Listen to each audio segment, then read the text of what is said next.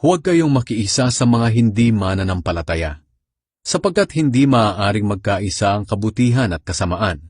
Gaya ng liwanag at dilim, hindi rin sila maaaring magsama. At kung paanong hindi magkasundo si Kristo at si Satanas, ganoon din naman ang mananampalataya at ang hindi mananampalataya.